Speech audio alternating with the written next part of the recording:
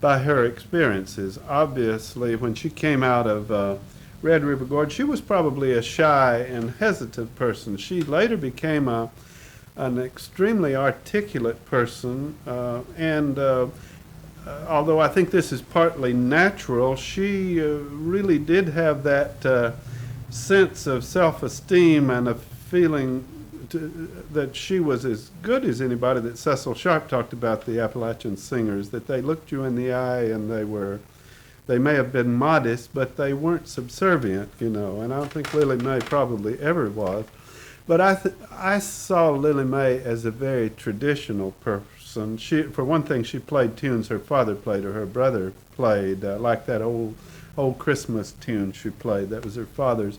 And it had an old-fashioned sound, and she valued that. I'm sure she changed a lot in maybe even the way she presented songs. I'm sure the harmony that the Coon Creek Girls employed was not traditional to the Baptist church, which might have been the only place they had sung harmony. I don't know. But on the other hand, they did sing traditional songs that I believe that she at least had known most of her life. Of course, they learned some new things. She was less changeable than a lot of people. She's sort of like, if I might compare her to Grandpa Jones, who, while he's on hee-haw and he does a lot of things, is really quite a traditional person and prefers the old-time music, as does his wife Ramona. He may play a lot of other things, but he really, in his heart, I think, likes the old-time things and plays pretty much as he's played all along, even though he does it with great showmanship, I think. And Lily May was somewhat like that. I think Lily May, being a quiet and modest person, would allow herself, as with Lair, to be influenced into doing what he thought was good. And I saw her also on one of the Fire on the Mountain shows, where I thought, in a certain sense, she was kind of used as just another vehicle for getting across some ideas about women in music. Lily May wasn't allowed to be herself. She had to respond to pointed questions about how hard was it, to be a woman in music, and to explore that, and which she freely did, partly I think out of politeness and a wish to help the persons doing the show to say what they wanted to say. But in my opinion, not much was said about Lily May in that particular show, and I think she, at times, probably her politeness may have allowed her to be maneuvered into situations that maybe she would not have gone into by herself. How did she define herself? Did she see herself as a woman that really made a breakthrough, or did she just see herself as a musician? I think she certainly was impressed by the fact that they were, I think, as far as I can tell, the first all-girl string band. That would have been something Lair would have played up, that the first all-girl string band. Maybe that is not important. Girls of the Golden West and others came along a little after that, and as a matter of fact, Eva Davis and Aunt Samantha Bumgarner had made records and played as early as 1922, the two of them, so they weren't by any means the first women in country music, or in that kind of music. It wasn't really called country as early as Davis and Bumgarner. I think she saw herself as a musician, but also as a kind of pioneer. She was proud of that.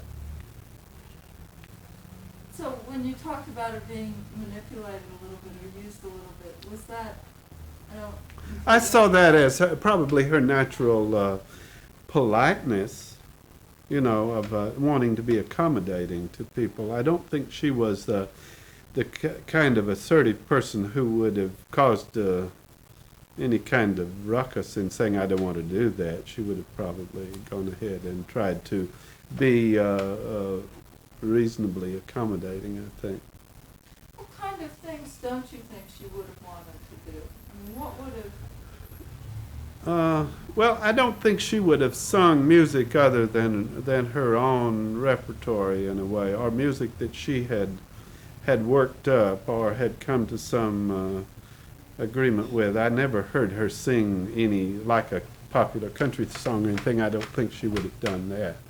I think she had a good sense of who she was as a musician, you know, and as both a banjo picker and as a fiddler, and occasionally a guitar player. I think the guitar was more a background and a prop for ballads and that sort of thing.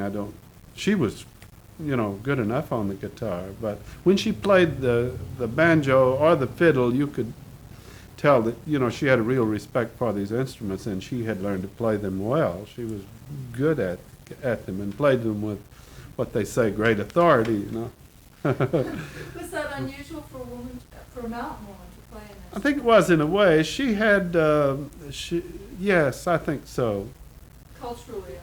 Culturally, I think that it might have been unusual. She was, I don't know what the word to use. She was assertive before we had assertiveness workshops, right? Yeah, I think, you know, it's a natural and yet a charming way of doing something. You would never say she was aggressive or pushy. You know, she was just a person who gave all of her energy to playing when she was on the stage or when she was performing before a class or telling them something about herself, you know. Now, how was she important to country music as a... Well, there were lots of those people on both WSM, Grand Ole Opry, and the National Barn Dance that were very influential, I think, in terms of how country music developed.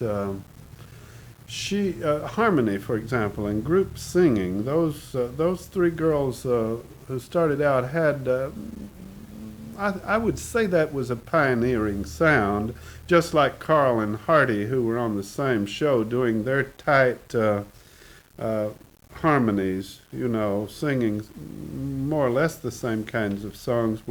These were pioneering sounds, and then you had other groups picking up that and maybe doing variations on it. But I think that those years during the 1930s, the late 20s, Bradley Kincaid between 1926 and 1930, singing ballads and some of the sentimental old love songs, that was very important. And then you had a lot of other people coming along, like John Lair and Red Foley and the Cumberland Ridge Runners and Coon Creek Girls and Carl and Hardy and Lulabelle and Scotty. Lulabelle and Red Foley, you know, were teamed up by Lair as sort of the country sweethearts at first, and then Scotty came, and Lulabelle and Scotty got married. But it was a whole kind of music, I think, that was developing out of the folk music and becoming more professional and bringing in more stuff into the repertory. But that was a very important group of musicians, particularly during the 1930s, I think. A lot of people, when they think of country music, would think more Nashville, more Texas maybe, more cowboys, Mm-hmm. you know, a lot less mountain music. Yeah. Which kind of... Bill Malone talks a great deal about the importance of mountain music in the beginning of country, and he even says that the Ozarks and Oklahoma and Texas are an extension of Appalachia. Of course, the Western sound did a lot of changes in it and had with Bob Wills and others the Mexican influence and the Texas swing and all of that made it distinctive. But it seems to me that it's the same kind of music, and people talked with the same kinds of accents, and there was the same aesthetic, you know, in a whole range of people that let's say we identify first in the Appalachians, and then as they move on west, you know. I think the Grand Ole Opry eventually came to set the style in all of this. There were other places like Bakersfield and Wheeling and of course the National Barn Dance, but the National Barn Dance gradually died, and so the Grand Ole Opry in Nashville kind of did the final shaping. Let's hope it's not the final, but anyhow, But those early musicians up there, I think they were more tied to folk during those years. Little Bell and Scotty used a lot of folk music, even though he wrote a lot of the songs. Like Have I Told You Lately That I Love You, but even that is a sort of an early, wonderful, crooning, old-time sounding songs as compared with modern Nashville. When you talk about the aesthetic, can you talk some more? I know it's hard to. Well, it is hard. I don't know. I talk a great deal about that, but I think that there was in the country music, in talking about rural people, and relatively isolated people, as were in the Appalachians and the Ozarks, or even on the plains of Texas, I think there was that strong sense of tradition and what had been handed to them. There were strong fiddling traditions and banjo traditions and ballad traditions, and I think that they were strongly linked to that. But not only the music itself, it's the techniques of singing, the voice breaks, that the old ballad singers would do, go off into a kind of suff or blue note, at the end. And Tammy Wynette and some of the other, what I would call real country singers, still use that technique. The old hymn singers, the people singing the old spirituals, use some of those same techniques, and I think they carried over into country music. And the best example today is Ricky Skaggs, I think, who came out of a folk tradition into bluegrass, but his singing technique is very closely tied to the old time techniques you would find in both church and ballad, maybe, music. Okay, let's see, where are we at here?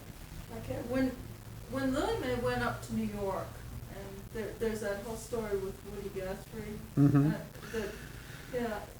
Did she ever talk to you about that story? Yes, that's a very interesting thing. She knew Will Geer and Woody Guthrie. These were all what we might now call radicals of the 1930s and 40s and 50s.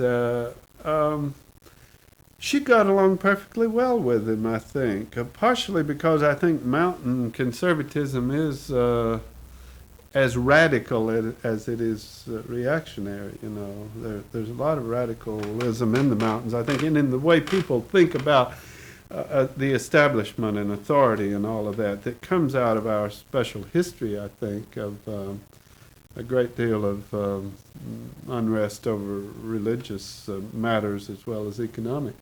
And she seemed to fit right in. I suspect, though, that she took herself seriously as a musician and would have been flattered that these folks would like to have her on a national program, Broadway or radio or whatever.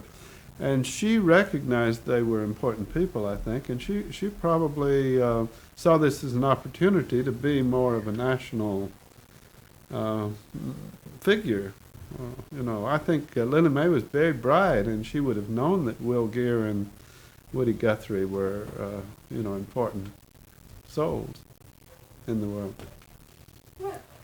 Now, somehow she didn't ever go back, though. She left and never went back. And what happened? You mean back to Red River? Back to New York.